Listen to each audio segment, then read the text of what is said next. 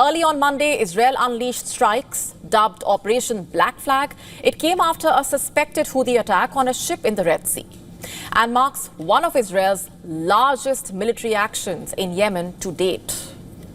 Overnight, the skies above Yemen lit up with explosions. The Israeli Defense Forces say they targeted the ports of Hodeidah, Ras Issa, Al-Salif.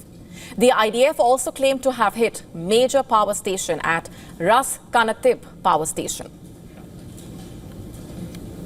The IDF claims these ports were being used by the Houthis to transfer weapons from Iran. Weapons, it says, have been used to launch drone and missile attacks against Israel in recent weeks. Loud blasts were reported across these coastal areas as Israeli warplanes bombed what they described as military installations repurposed from civilian infrastructure. Israel's defense minister had announced the strikes, warning, as I am quoting now, anyone who tries to harm Israel will be harmed. And anyone who raises a hand against Israel will have it cut off. The Houthis will continue to pay a heavy price for their actions, quote unquote. One of the targets was reportedly the Galaxy Leader, which is a commercial vessel seized by the Houthi forces last November. Remember, the Galaxy Leader had nothing to do with the Houthis or Israel. It was a commercial car carrier. But in 2023, it was seized by the Houthis during the start of a campaign of attacks on the Red Sea. The vessel was being operated by the Japanese shipping line and was en route India from Turkey when the Houthis used a helicopter to board the carrier. They detained the crew. And it took 2 years of negotiations for the crew to be released.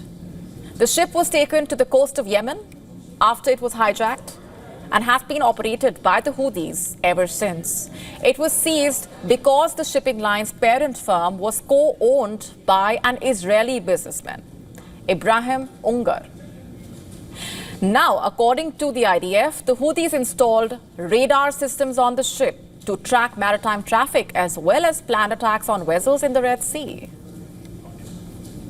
The Ras Kanatib power station, it was struck because Israel claims it serves as a key electricity hub for Houthi military operations.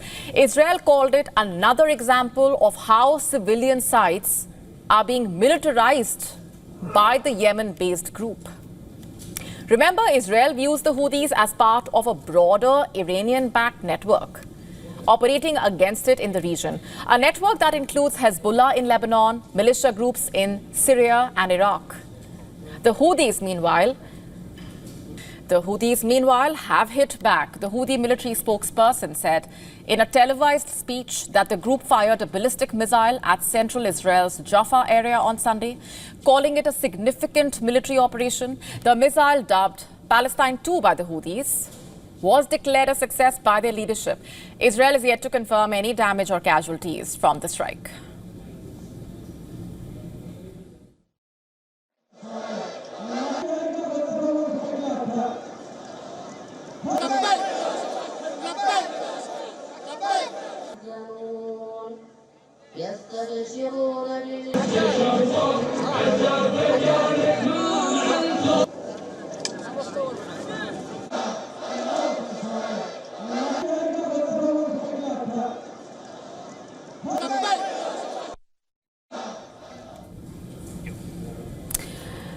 Now, the Houthis have repeatedly attacked ships in the Red Sea since late 2023, saying that they act in solidarity with the Palestinians during the Gaza conflict.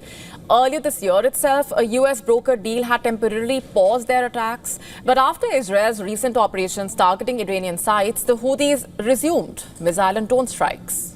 And this latest bombardment by Israel, marking its most extensive action in Yemen since the month of May.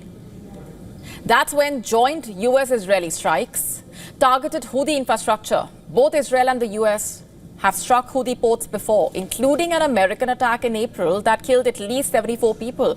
And as the tensions flare up once again, Israel has warned that it